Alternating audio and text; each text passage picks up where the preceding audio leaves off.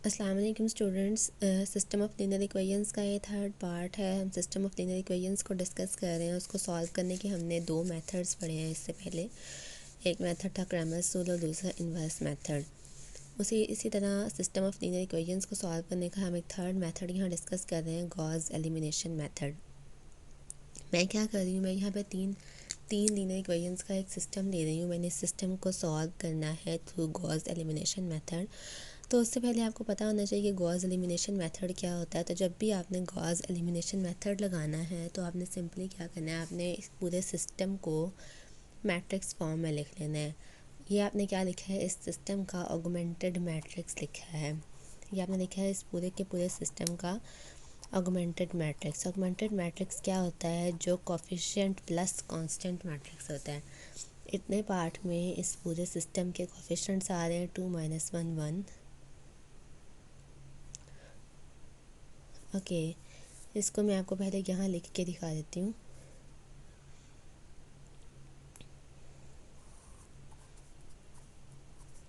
One two to, 1 - 2 - 1, और साथ में ये आ रहे हैं कॉन्स्टेंट्स 8 6 एंड 1।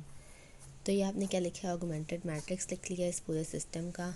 इसके बाद इस मैट्रिक्स को लिखने के बाद आपने क्या करना है, आपने इसकी ये मेन डायगोनल जो है ना, इसके नीचे वाली तीनों एंट्रीज़ को ज़ीरो करना है। इनको ज़ीरो करने के लिए आपने रो ऑपरेशंस लगाने होते हैं। लेकिन जब भी आप रो ऑपरेशंस लगाते हैं, आपकी कोशिश होती है कि डायगोनल मैट्रिक्स का जो ये पहला वाला ये एंट्री है, यहाँ पे 1 होना चाहिए। तो यहाँ पे 1 लाने के लिए आप क्या कर सकते हैं, आप यहाँ से फर्स्ट और लास्ट वाले को इंटरचेंज कर लें। आपके पास क्या है, 2, यहाँ पे 2 है, यहाँ 1 है। मैं इसको इंटरचेंज करती हूँ, मैं इसको ऊपर लेके जा रही हूँ, इसको नीचे लेके आ रही हूँ। तो मैंने फ़र्स्ट स्टेप यहाँ से स्टार्ट लिया है और यहाँ पहला ऑपरेशन लगाया है। मैंने क्या किया है, R3 को R1 के साथ इंटरचेंज किया है। R1 को क्या किया है, R3 के साथ इंटरचेंज किया है। तो मैंने ये बेसिकली क्यों किया है, मैंने यहाँ से, ये आपके पास सिस्टम था, क्वेश्चन मेरा यहाँ से स्टार्ट हो रहा है, ये मेरे पास सिस्टम था। मैंने इस सिस्टम से पहले ऑगमेंटेड मैट्रिक्स लिखा, फिर इस ऑगमेंटेड मैट्रिक्स को सॉल्व करने के लिए मुझे पहली एंट्री 1 के इक्वल चाहिए थी। मैंने क्या देखा, यहाँ पहली एंट्री 1 के इक्वल है, तो मैं R1 रो को R3 रो के साथ इंटरचेंज कर रही हूँ। तो मैंने R1 रो और R3 रो को इंटरचेंज कर दिया। अब यहाँ से आगे इंटरचेंज करने के बाद मुझे पता है कि मैं यहाँ से R2 में से R1 को, यानी 1 - 1 करूँ तो यहाँ 0 हो जाएगा। R2 में से R1 को सब्ट्रैक्ट कर दिया। सिमिलरली मुझे पता है कि अगर मैं R3 में से, अब मैं अगर इस वाले को 2 से मल्टीप्लाई करूँ तो यहाँ 2 1 सा 2 हो जाएगा। फिर उस 2 को यहाँ से सब्ट्रैक्ट करूँ तो यहाँ 0 हो जाएगा। तो मैंने क्या किया, R3 में से सब्ट्रैक्ट इसको किया, 2 से मल्टीप्लाई करके इस रो को R3 - 2R1। तो यहाँ से मैंने क्या लिखा, R3 - 2R1। ये दोनों ऑपरेशंस लगाए।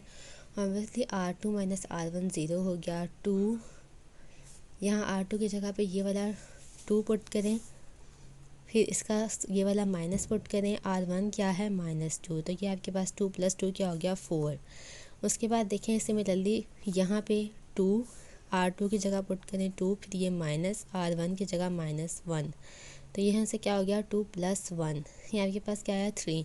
तो यहाँ से 3 पुट करें। सिमिलरली 6 - 1 5 के इक्वल।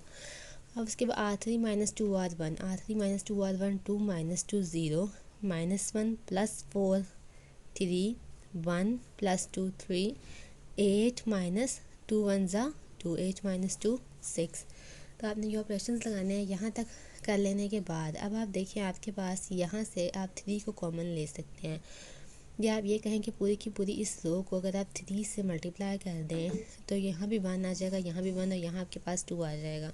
तो मैंने क्या किया, मैंने R3 को 1/3 से मल्टीप्लाई कर दिया। जब मैं 1/3 से मल्टीप्लाई करती हूँ तो मेरे पास क्या आएगा, 1 1 और 2। अब आप देखें अगेन मैं यहाँ पे, अब यहाँ 0 हो चुके हैं, अब मैंने यहाँ 0 लेके आना है। तो मैं क्या करती हूँ, मैं इसको मैं यहाँ पे 1 लेके आना चाह रही हूँ, और यहाँ पे मैं 1 क्यों, मैं मेरी ये कोशिश है कि जिस तरह से पहले मैंने यहाँ पे मैं 1 लेके आई हूँ, मेरे लिए ये वाले ऑपरेशन सिंप्लीफाई जो है ना, इनको सॉल्व करना आसान हो गया। अब मैं क्या चाह रही हूँ कि यहाँ 1 आ जाए ताकि यहाँ 0 लाना आसान हो जाए। तो यहाँ 1 लेके आने के लिए मैं R2 और R3 को इंटरचेंज कर रही हूँ। तो मैंने R2 और R3 को इंटरचेंज किया, पूरी की पूरी R3 112 ऊपर आ गया, 435 नीचे आ गया। अब यहाँ से मैं यहाँ ज़ीरो लाना चाहती हूँ, तो मैं क्या कर सकती हूँ, मेरे पास यहाँ 1 है, यहाँ 4 है। अब बहुत सिंपल है कि मैं इस वाले को 4 से मल्टीप्लाई करूँ, इसमें से सब्ट्रैक्ट कर दूँ। मतलब मैं R3 में से क्या सब्ट्रैक्ट कर रही हूँ, R2 को 4 से मल्टीप्लाई करके, R3 माइनस 4R2 यहाँ से सब्ट्रैक्ट कर दिया। अब यही ऑपरेशन में लगाऊंगी, यहाँ ज़ीरो होगा, यही ऑपरेशन इन दोनों पे लगाऊंगी, मतलब 3 माइनस 4 इंटू 1, 3 माइनस 4, यहाँ से क्या आया, -1। सिमिलरली 5 माइनस 4 इंटू 2, 5 माइनस 8, तो यहाँ से क्या आया, -3। तो यहाँ से आपने क्या किया, -3 यहाँ लिख लिया। तो यहाँ तक लिखने के बाद आप देखिए आपके पास यहाँ तीनों ज़ीरो हो गए हैं। जब ये वाले तीनों ज़ीरो हो जाएं तो आप सिंपली यहाँ से दोबारा इसको इक्वेशंस फॉर्म में लिख लें। आपने पहले इक्वेशन से मैट्रिक्स फॉर्म में लिखा था, यहाँ से आप अगेन मैट्रिक्स से इक्वेशंस फॉर्म में लिख लें। अब लास्ट देखें कि आपके पास क्या है, ये वेरिएबल होता है x1, ये वेरिएबल x2, ये वेरिएबल x3। ये x3 का कॉलम है, ये x2 का कॉलम है, ये x1 का कॉलम है। तो यहाँ से देखें ये वाला जो है ना, ये कोफिशिएंट किसका है, x3 का कोफिशिएंट है।